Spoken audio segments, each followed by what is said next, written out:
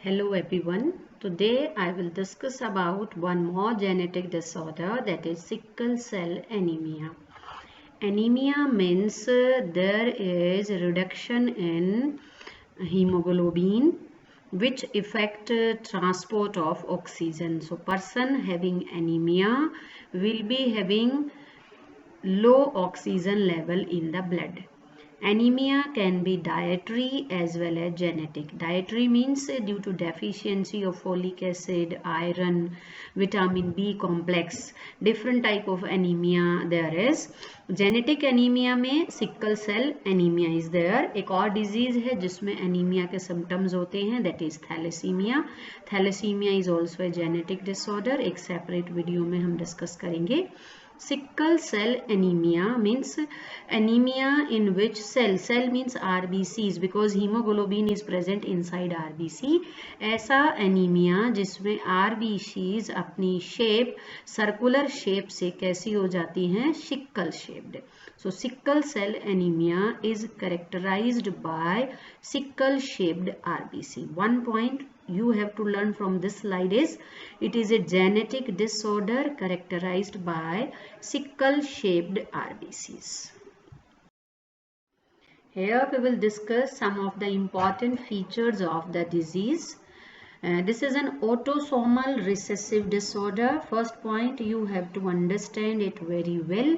3-4 objective question alone can be framed from this point. Autosomal recessive disorder means gene for the disease are located on autosome. अब हमें मालूम है कि mail में भी autosome के जो जीन होते हैं वो पेयर में होते हैं और जो फीमेल है उसमें भी हर जीन की 2 कॉपी होती है. So male as well as female carry 2 gene for sickle cell anaemia. अब ये डिसऑर्डर कब होगा? जब दोनों के दोनों म्यूटेंट जीन है. मान लीजिए एक जीन नॉर्मल है, डोमिनेंट है, person will be normal, he will or she will not be having any disorder. Autosomal recessive disorder means gene for the disease are located on autosome. हमें मालूम है autosome male female में 2-2 copy में होते हैं, तो इन gene की भी 2-2 कॉपीज होंगी. रिसेसिव डिसऑर्डर है, इसका मतलब जो डिजीज है वो होमोजाइगोस रिसेसिव कंडीशन में एक्सप्रेस होगी. अगर पर्सन होमोजाइगोस डोमिनेंट है नॉर्मल होगा, हीट्रोजाइगोस है उस केस में भी पर्सन नॉर्मल होगा. मेल फीमेल दोनों में डिसऑर्डर होने के चांसेस बराबर होंगे. इसके कंपैरिजन में जब हमने हीमोफीलिया एंड एक्स जो है कलर ब्लाइंडनेस डिस्कस किया, वहां पर हमने क्या कहा, एक्स लिंक्ड रिसेसिव डिसऑर्डर है, यानी कि gene for these disease are located on X chromosome. अब एक्स क्रोमोसोम पर लोकेटेड है तो मेल में तो डिजीज्ड कंडीशन होने के लिए एक जीन चाहिए, बिकॉज वो जीन अपने आप को एक्सप्रेस कर पाएगा, because male is having only 1 X chromosome और एक ही कॉपी होगी उन जीन्स की, जबकि फीमेल में एक्स लिंक्ड जीन की 2 कॉपी है. सो ऑटोसोमल डिसऑर्डर में आपको समझना है कि हर जीन की 2 कॉपी हैं. मेल फीमेल में डिजीज होने के चांसेस क्या होंगे, बराबर. अगर हम और प्रिसाइज देखें कि कौन से क्रोमोसोम पर प्रेजेंट है, so gene for sickle cell anaemia are located on chromosome number 11. कौन से जीन में चेंज है? Gene which code for beta chain of hemoglobin. Hemoglobin, as you all know, respiratory pigment है, present within RBCs. 4 polypeptide chain होती है, 2 alpha type 2 beta type. So in sickle cell anaemia there is a mutation in gene which code for beta chain of haemoglobin. क्या mutation होती है, क्या change है DNA में, वो हम नेक्स्ट स्लाइड में डिस्कस करेंगे. So beta chain of hemoglobin, gene which code for beta chain of hemoglobin is mutated. और म्यूटेशन होने की वजह से जो बीटा चेन ऑफ हीमोग्लोबिन है that is having valine in place of glutamic acid. Normal beta chain में 6th number पर, beta chain means beta globin chain and globin chain is a polypeptide having amino acids. Number 6 पर normal beta chain में glutamic acid is present, लेकिन यहाँ पर valine present होगा. So due to mutation in gene at 6th position glutamic acid is replaced by valine. अब इसकी वजह से क्या होगा कि जो हीमोग्लोबिन सिंथेसाइज होगा that will be abnormal, mutated. ध्यान रहे हीमोग्लोबिन की क्वांटिटी पे कोई असर नहीं है। This is not a quantitative disorder, this is a qualitative disorder where quality of haemoglobin is affected because mutant beta chain यहाँ पर सिंथेसाइज हुई है। So this is qualitative disorder where quality of haemoglobin is affected. और इस abnormal haemoglobin की वजह से RBCs sickle shaped हो जाती हैं और ये sickle shaped RBCs blood capillaries में एंट्रैप हो जाती हैं, क्लोग हो जाती हैं, they are not able to move and finally they got ruptured. तो इस केस में क्या होगा कि जो आरबीसीज की लाइफ स्पैन 120 डेज होती है नॉर्मल पर्सन में, यहाँ आरबीसीज की लाइफ काफी रिड्यूस्ड होगी, तो जिसकी वजह से बार बार ज्यादा से ज्यादा आरबीसीज की डेथ होगी। There will be lysis of RBCs and this will result in anemia. So this is genetics of the disease. Each and every point you have to learn in detail. Now we will try to know what type of mutation there is. Molecular basis of inheritance का कुछ portion हम यहाँ पर use करेंगे। See this is double stranded DNA, this is the segment of DNA which code for beta chain of haemoglobin. और हमें बात करनी है, ये देखिए this is beta chain of haemoglobin. Beta chain of haemoglobin में नंबर 6 पर नॉर्मल जो बीटा चेन है वहां पर क्या प्रेजेंट होता है, ग्लूटामिक एसिड। और ग्लूटामिक एसिड के लिए जो है डीएनए की सीक्वेंस क्या है, CTC, कॉम्प्लीमेंट्री स्ट्रैंड में रहेगा GAG। सो अगर CTC is present so sequence will be amino acid sequence number 6 position पर ग्लूटामिक एसिड होगा। But in sickle cell anaemia capital T की बजाय क्या आ जाता है, A। This is a type of gene mutation where single base substitution process is there. तो इसको हम कहेंगे पॉइंट म्यूटेशन। क्या कह सकते हैं, point mutation. Point mutation means when there is change in only one nucleotide. यहाँ पर थायमीन के न्यूक्लियोटाइड की बजाय क्या ऐड हुआ है, एडेनिन का nucleotide. So thymine is replaced by adenine. So इससे क्या होगा, thymine is replaced by adenine और पॉइंट म्यूटेशन है because there is change in only one nitrogenous base. So CTC की बजाय यहाँ पर क्या है, CAC। अब अगर हम इसको थोड़ा सा ट्रांसक्रिप्शन पॉइंट ऑफ व्यू से देखें तो ये डीएनए का 3 to 5 प्राइम स्ट्रैंड है और ये 5 to 3 है। अपर जो डीएनए स्ट्रैंड है दैट इज टेम्पलेट स्ट्रैंड। अपर जो सेगमेंट है स्ट्रैंड है डीएनए का that is template strand and actually this strand will code for mRNA। अब CTC के कॉम्प्लीमेंट्री mRNA में कोडॉन क्या आएंगे, अगर इस स्ट्रैंड से mRNA सिंथेसाइज होता है तो इस केस में mRNA पे हम क्या लिखेंगे, GAG।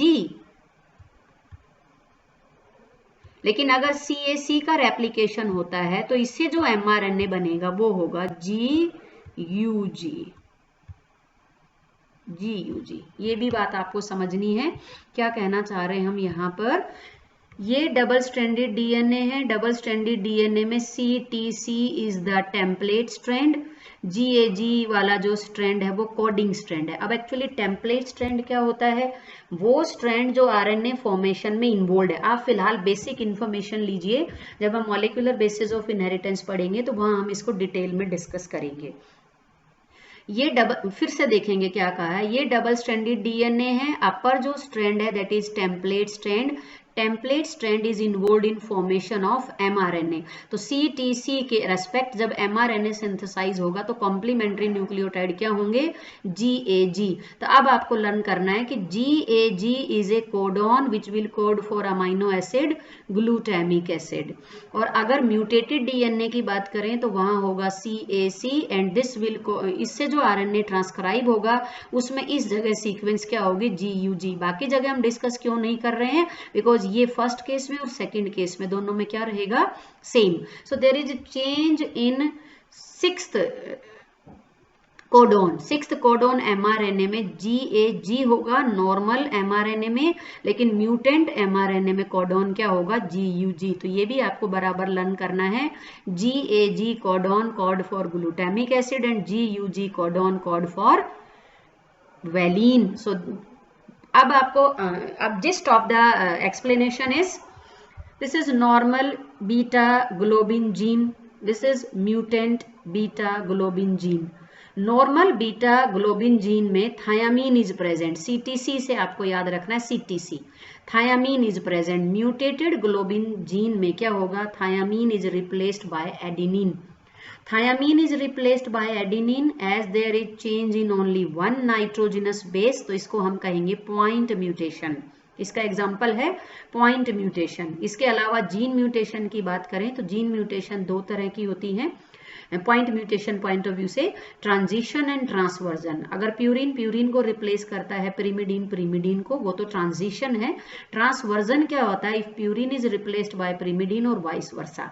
अब यहां देखेंगे thymine, thymine is a pyrimidine, adenine is a purine, so pyrimidine is replaced by purine. So this is an example of transversion type of gene mutation. कौन से टाइप की जीन म्यूटेशन है, transversion type of gene mutation. Now this is normal gene sequence coding for beta chain of hemoglobin. At this position thiamine is present, but in mutated beta globin chain thiamine is replaced by adenine. Thiamine is a pyrimidine, adenine is a purine, so pyrimidine is replaced by purine or purine is replaced by pyrimidine. Such type of mutation are known as transversion mutation. एक ही nitrogenous base में change है, इसे हम कहेंगे point mutation.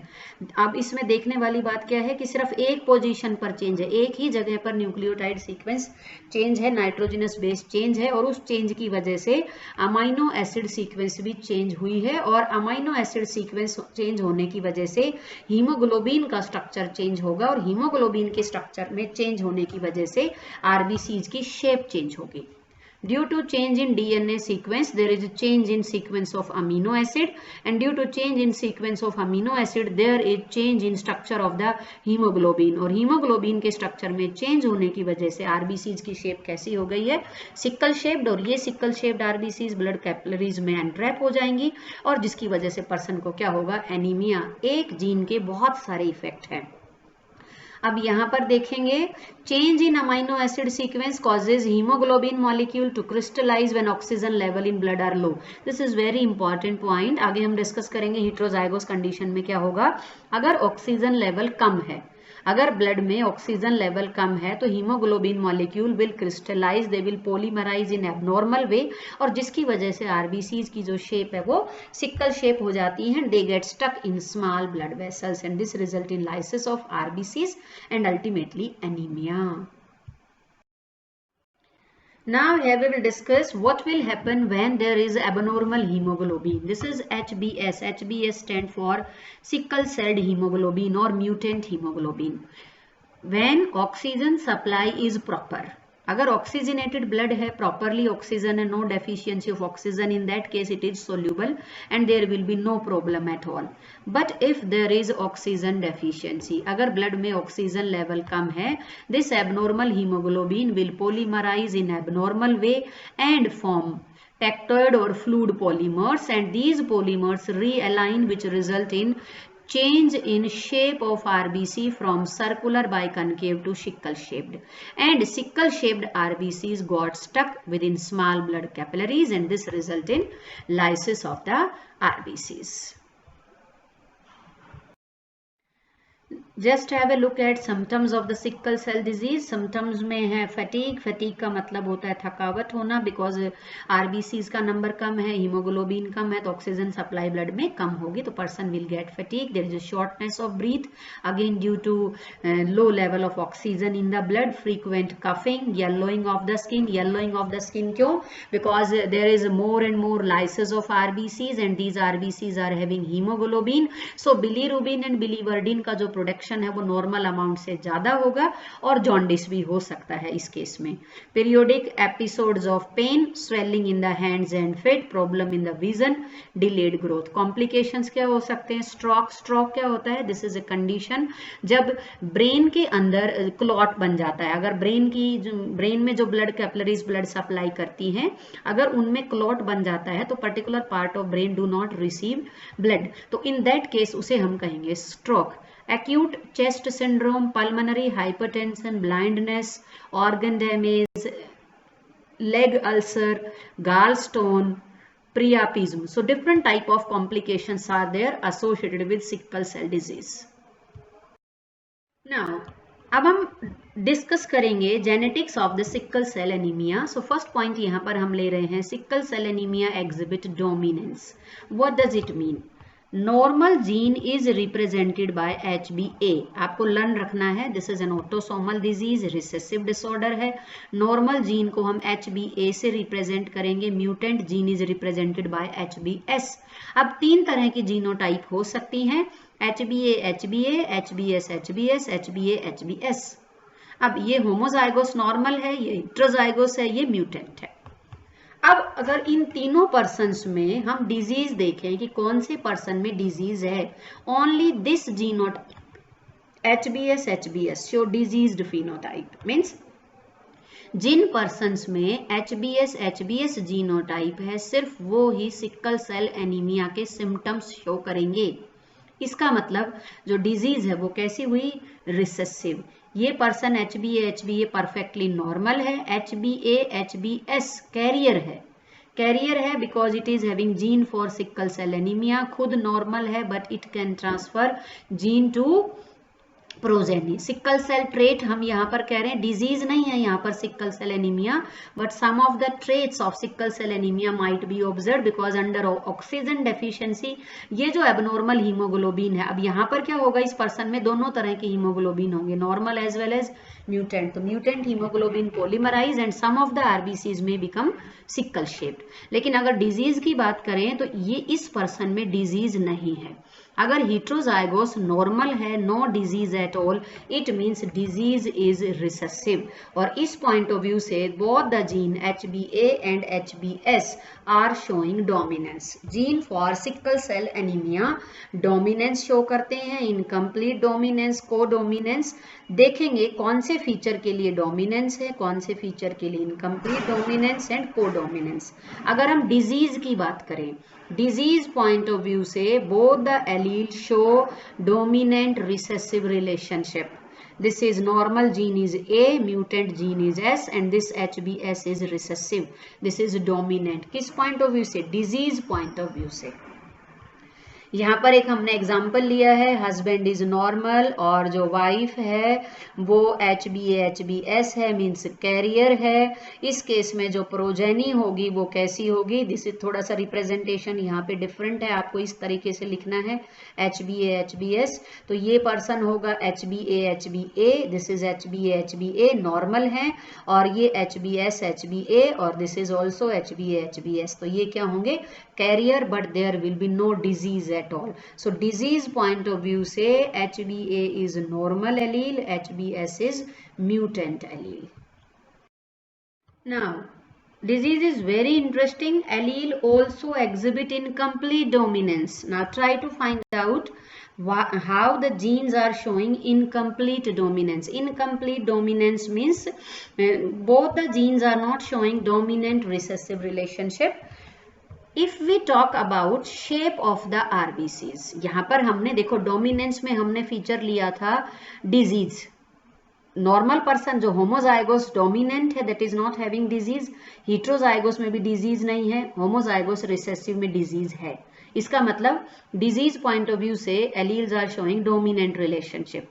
फिर हमने बात की हीमोग्लोबिन पॉइंट ऑफ व्यू से, नॉर्मल हीमोग्लोबिन, म्यूटेंट हीमोग्लोबिन। जो पर्सन कैरियर है उनमें दोनों तरह के हीमोग्लोबिन है, it means HbA is also able to express, HbS is also able to express. अब हम फीचर ले रहे हैं शेप ऑफ RBCs। RBCs की जो शेप है वो दो तरह की है, one is circular biconcave and second is sickle shaped. HbA HbS person, no doubt they are not having sickle cell anemia, but Some जो HbA will code for normal hemoglobin, HbS will code for mutant hemoglobin. तो इन individuals में क्या होगा, अगर काफी लंबे time से oxygen की डेफिशिएंसी है, प्रोलॉन्ग्ड लो ऑक्सीजन कंडीशन, तो क्या होगा, some of the RBCs got sickle shaped. तो इन पर्सन के ब्लड में नॉर्मल आरबीसीज भी होंगी as well as sickle shaped RBCs भी होंगी. अब यहाँ पर एक इंटरेस्टिंग कंडीशन है कि the person who are having HbA, HbS genotype are having selective advantage in those area where there is more and more attack of malaria.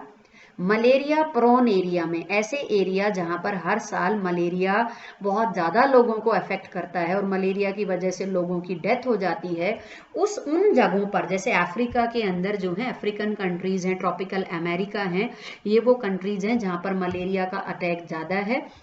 और gene का जो ये जो सिकल सेल जीन है वो वहां पर सेलेक्टिवली सेलेक्ट हुआ है और उसकी वजह से क्या हुआ कि ज्यादा से ज्यादा लोगों में अभी भी सिकल सेल जीन अपनी जो प्रेजेंस है वो बनाए हुए है. किस पॉइंट ऑफ व्यू से कह रहे हैं, बिल्कुल ही डिफरेंट एस्पेक्ट है. Just try to understand what I am trying to say. Suppose human population is there and in some of the individual mutation took place. वो म्यूटेशन एशिया में भी हुई, वो म्यूटेशन अफ्रीका में भी हुई, ट्रॉपिकल अमेरिका में भी हुई, और उसकी वजह से कौन सी डिजीज हुई, सिकल सेल एनीमिया. अब sickle cell anaemia genetic disease है, no doubt, we don't have any treatment. तो पर्सन का जो लाइफ स्पैन है वो नॉर्मल पर्सन से कम होगा, और अगर लाइफ स्पैन कम है तो उसका जो रिप्रोडक्शन रेट है वो भी कहीं ना कहीं अफेक्टेड होगा, और उस जीन के नेक्स्ट जनरेशन में जाने के चांसेस क्या होंगे, कम होंगे. अब एक दूसरा सिनारियो देखते हैं. African countries and tropical America में भी ये बाई चांस ये जीन म्यूटेट हुआ और कुछ पर्सन्स में क्या हुआ, सिकल सेल एनीमिया. अब जो पर्सन सिकल सेल एनीमिया थे, जैसे HbS, या कुछ में क्या हुआ, मान लीजिए स्टार्टिंग में कैरियर रहे होंगे HbA, HbS. अब अगर HbA, HbS पर्सन मैरिज करते हैं आपस में, तो उसमें क्या होगा कि HbA, HbA मैरिज करेंगे तो आपके पास तीनों तरह की प्रोजेनी आने के चांसेस हैं. आपको HbA, HbA भी मिलेगा, लिखने की जरूरत नहीं है. जैसे अगर हम HbA, HbS में मैरिज करते हैं, दोनों के दोनों जो पार्टनर हैं वो कैरियर हैं, तो you will be having this type of progeny, you will be having this type of progeny, you will be having this type of progeny. यहाँ पर ये 1 रहेगा, ये 1 रहेगा और ये 2. ये कुछ इस तरीके से जैसे आपने कैपिटल T स्मॉल t की सेल्फिंग करी हो. सो ये अगर 2 हीट्रोजाइगोस मैरिज करते हैं तो उस केस में 25% प्रोजेनी नॉर्मल रहेगी, 25% सिकल शेप्ड, और ये कैसी रहेंगी, कैरियर. अब ये देखिए, HbS, HbS सर्वाइवल चांस कम है due to sickle cell anaemia. HbA, HbA survival chance कम है due to malaria. Why I am saying, the person who are carrier for sickle cell anemia, they are resistant to malaria.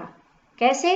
Because malarial parasites survive within RBCs, और oxygen deficiency में in person की जो RBCs हैं they also underwent shape transformation, और कुछ RBCs circular से कैसी हो जाएंगी, सिकल शेप्ड, और सिकल शेप्ड आरबीसीज टाइम से पहले ही रप्चर हो जाएंगे और मलेरियल पैरासाइट मल्टीप्लाई नहीं कर पाएगा. यानी कि person who are having HbA, HbS genotype, no doubt they are not having sickle cell anaemia, but ये सेलेक्टिव एडवांटेज दे रहा है उस कंडीशन में जहां पर मलेरिया का अटैक ज्यादा है. तो मलेरिया प्रोन एरिया में ये जो नॉर्मल पर्सन है जिनके पास सिकल सेल एनीमिया का जीन नहीं है, उनकी मलेरिया की वजह से डेथ हो गई, इनकी सिकल सेल एनीमिया की वजह से, और ये पर्सन को सेलेक्टिव एडवांटेज रहा because they were having mutant haemoglobin gene, this provide resistance to malaria, और इन इंडिविजुअल्स को मलेरिया नहीं हुआ. तो हुआ क्या, इन इंडिविजुअल्स के सर्वाइवल चांस क्या हुए, ज्यादा, और जब ज्यादा यही लोग रहेंगे तो इनकी मैरिज होगी, तो फिर हमारे पास इस तरह की जीनोटाइप आएगा. तो इंटरेस्टिंग क्या है कि धीरे धीरे उन एरियाज में जहां पर मलेरिया का अटैक ज्यादा था, और उस टाइम हमारे पास प्रॉपर ट्रीटमेंट भी नहीं था, बिकॉज हम ये नहीं जान पाए थे कि मलेरिया का कॉजल ऑर्गेनिज्म क्या है और किस तरीके से हम इस डिजीज को कंट्रोल कर सकते हैं. तो हर साल लाखों लोगों की डेथ मलेरिया की वजह से हो जाती थी. उस दौरान उन पॉपुलेशंस में इन इंडिविजुअल्स के सर्वाइवल चांस क्या हुए, ज्यादा। HbA-HbS was selected by environmental conditions. This is again very interesting. Evolution में भी हम इसको बार बार पढ़ेंगे इसी कॉन्सेप्ट को। फिर देखेंगे हीमोग्लोबिन जीन शुरू में नॉर्मल था, कोई किसी को सिकल सेल एनीमिया नहीं था, by chance mutation took place और वो म्यूटेशन अफ्रीका या ट्रॉपिकल अमेरिका में हुई, तो कुछ पर्सन के पास HbA-HbS आ गया। अब ये पर्सन अगर मैरिज करते हैं या ये मान लीजिए ये और ये मैरिज करते हैं, तब भी जो HbS जीन है वो प्रोजेनी में जाएगा। और अगर दो कैरियर मैरी करते हैं तो आपको क्या मिलेगा, normal genotype, carrier and this diseased genotype. तो उस केस में क्या है कि ये जो पर्सन है नॉर्मल है, इनको सिकल सेल एनीमिया नहीं है, बिकॉज मलेरिया से ये अपने आप को प्रोटेक्ट नहीं कर सकते हैं, so they are not having high chance of survival due to malaria. वैसे ही जिंदा रहेंगे नो डाउट। अगर ये पर्सन मलेरिया वाले एरिया में नहीं है तो नो डाउट इनके सर्वाइवल चांस क्या होंगे, ज्यादा। ये सिकल सेल एनीमिया की वजह से डेथ हो जाएगी। मलेरिया प्रोन एरिया में इस कैरियर जीनोटाइप वाले इंडिविजुअल को सेलेक्टिव एडवांटेज हुआ, बिकॉज इस जीनोटाइप की वजह से they got resistant to malaria. Malarial parasite plasmodium properly multiplicate नहीं कर पाया और इन इंडिविजुअल्स को मलेरिया का अटैक नहीं हुआ। तो मलेरिया प्रोन एरिया में तीनों जीनोटाइप में से कौन सी जीनोटाइप फेवर्ड थी, HbA-HbS. So this is an example of genetic polymorphism. Genetic polymorphism means polymorphism at the level of genes, genotype. Selective advantage की वजह से तीनों की तीनों जीनोटाइप अपने आप को, जो HbS एलील है वो अपने आप को पॉपुलेशन में मेंटेन करे हुए है। आप ये सोचिए कि अगर ये जीन मान लीजिए एशिया के अंदर भी म्यूटेट हुआ, लेकिन वहां पर इस तरह के इंडिविजुअल्स का नंबर ज्यादा नहीं था, because it doesn't provide any selective advantage to people having this type of genotype. But ऐसे एरिया जहां पर मलेरिया का अटैक ज्यादा था, HbA-HbS इंडिविजुअल्स के सर्वाइवल चांस ज्यादा थे, because it provide resistance to malaria and giving individual selective advantage. ध्यान रहे इंडिविजुअल को बेनिफिट है, साथ में जीन को बेनिफिट था, हमें बेनिफिट हुआ, मलेरिया नहीं हुआ। यही वजह है कि HbS एलील अपने आप को पॉपुलेशन में अभी भी मेंटेन करे हुए है और जनरेशन आफ्टर जनरेशन इसके ट्रांसफर होने के चांसेस ज्यादा हैं। और उन एरियाज में अब ये देखिए एक और प्रॉब्लम यहाँ पर आई, अभी भी अफ्रीका और ट्रॉपिकल अमेरिकाज के कंट्रीज में सिकल सेल एनीमिया के जो डिजीज हैं वो ज्यादा है, और वहाँ पर काउंसलिंग सेंटर्स भी हैं और साथ में जो है बहुत सारे मेडिकेशन सेंटर्स भी हैं which provide treatment to this sickle cell anaemic patient. और वहाँ पर जेनेटिक काउंसलिंग भी होती है कि अगर पर्सन कैरियर हैं तो they have to take care कि उनके जो है 25% प्रोजेनी कैसी हो सकती है, HbS. So lot of effort is going on to tackle with the disease sickle cell anemia. Sickle cell anemia also exhibit codominance. Codominance means both the allele are able to express in presence of each other. ध्यान रखना है disease point of view से allele show complete dominance, haemoglobin point of view से allele show codominance. क्या मतलब है, जिन person के पास genotype है HbA-HbA उनके पास जितना भी हीमोग्लोबिन होगा वो नॉर्मल होगा। जिन पर्सन के जीनोटाइप है HbS-HbS they will be having mutant hemoglobin.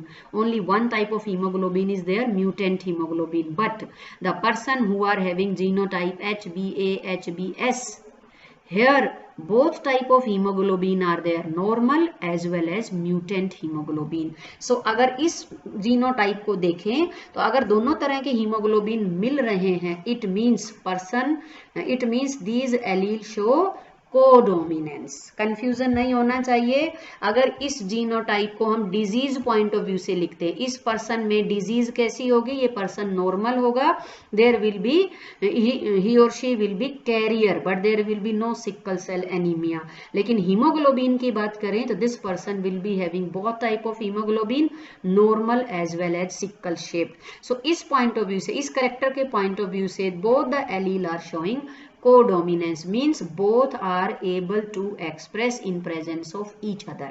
My dear student, अगर यहाँ पर कंप्लीट डोमिनेंस होता तो इस पर्सन में भी सारा का सारा हीमोग्लोबिन कैसा होना चाहिए था, normal, but not. This person is having normal as well as mutant hemoglobin. It means HbA is able to express and HbS is also able to express. दोनों जीन अपने आप को एक्सप्रेस कर पा रहे हैं. जैसे ब्लड ग्रुप में हम पढ़ते हैं AB ब्लड ग्रुप में IA and IB genotype is there. तो IA will code for antigen A, IB will code for antigen B. In the same way HbA will code for normal hemoglobin beta chain and HbS will code for mutant beta chain of hemoglobin. So hemoglobin point of view से both the allele show codominance. Disease point of view से allele show dominance. Hemoglobin point of view they show codominance. How we were able to find that person having HbA HbS genotype is having both type of hemoglobin? उसका answer जानने के लिए यहाँ पर हम कर रहे हैं इलेक्ट्रोफोरेसिस. इलेक्ट्रोफोरेसिस बायोटेक्नोलॉजी में हम डिस्कस कर चुके हैं. एग्रोजेल पर हम डीएनए को मूव करेंगे, प्रोटीन को मूव करेंगे. तो यहाँ पर हम प्रोटीन को मूव कर रहे हैं. ये स्टार्टिंग पॉइंट है जहां पर हमने एग्रोजेल पर क्या डाला है, हीमोग्लोबिन. नॉर्मल पर्सन का जो हीमोग्लोबिन था that will migrate fast and will form one band. Sickle shaped haemoglobin है that will migrate at slow rate and will appear as a band at different position. ये देखिए यहाँ पर ये normal person का है और ये सिकल शेप्ड का. लेकिन जिन पर्सन की जीनोटाइप HbA HbS थी उनमें दो बैंड मिले. एक बैंड HbS जो सिकल शेप्ड म्यूटेंट हीमोग्लोबिन है उसके बराबर और एक जो नॉर्मल हीमोग्लोबिन है उसके parallel. So appearance of two different band indicate that this person is having both type of haemoglobin, normal as well as mutant. Let us recapitulate and we will discuss one more topic. Individual homozygous for sickle cell allele means genotype होगी HbS HbS. There will be abnormal hemoglobin. Mutant hemoglobin will be synthesized and this mutant hemoglobin undergo crystallization and polymerization in abnormal way and change shape of RBCs from circular to sickle shaped. Now these sickle shaped RBCs got clumped and clogged small blood vessels. This will result in breakdown of RBCs and accumulation of sickle cells in spleen because phagocytosis of dead RBCs takes place in the spleen. So जो spleen का जो काम है वो भी बढ़ जाएगा. तो this will result in damage to the spleen. और अगर blood vessels clog हो जाती हैं this may result in heart failure, pain and fever, brain damage, stroke की जो हमने बात की, damage to other organs. It may lead to kidney failure, rheumatism, pneumonia and other infections, paralysis, impaired mental function. कहने का मतलब है एक जीन में चेंज होने की वजह से मल्टीपल इफेक्ट्स आर ऑब्जर्व्ड. इस फिनोमेना को हम कहेंगे pleiotropy. What is pleiotropy? If a gene is showing multiple effects, multiple phenotype, उसको हम कहेंगे pleiotropy. Gene which code for sickle cell anaemia की वजह से क्या होगा, mutant haemoglobin is synthesised. Mutant haemoglobin की वजह से आरबीसीज की शेप चेंज होगी, पर्सन को एनीमिया होगा. इसके अलावा बाकी ऑर्गन्स भी अफेक्टेड होंगे और जो लाइफ स्पैन अल्टीमेटली उसके ऊपर भी नेगेटिव इफेक्ट होगा. So this is sickle cell anaemia. So sickle cell anaemia is a genetic disorder. Disorder point of view से देखें ऑटोसोमल रिसेसिव डिसऑर्डर है. दो कैरियर पर्सन अगर मैरी करते हैं 25% प्रोजेनी में डिजीज ट्रांसफर के चांस होंगे. आपको क्लियर कट याद रखना है डिजीज पॉइंट ऑफ व्यू से it is autosomal recessive disorder. लेकिन अगर हीमोग्लोबिन पॉइंट ऑफ व्यू से देखें तो जो दोनों के दोनों जीन है HbA HbS they are showing codominance. Shape of RBC देखें they are exhibiting incomplete dominance because जो सिकल शेप्ड हीमोग्लोबिन जो म्यूटेंट हीमोग्लोबिन है उसकी वजह से some of the RBCs change their shape from circular to sickle shaped. एक gene के बहुत सारे इफेक्ट है तो it also exhibit pleiotropy. So sickle cell anemia exhibit dominance, codominance, incomplete dominance, pleiotropy. So that's all about sickle cell anemia. Have a nice day. Take care of yourself.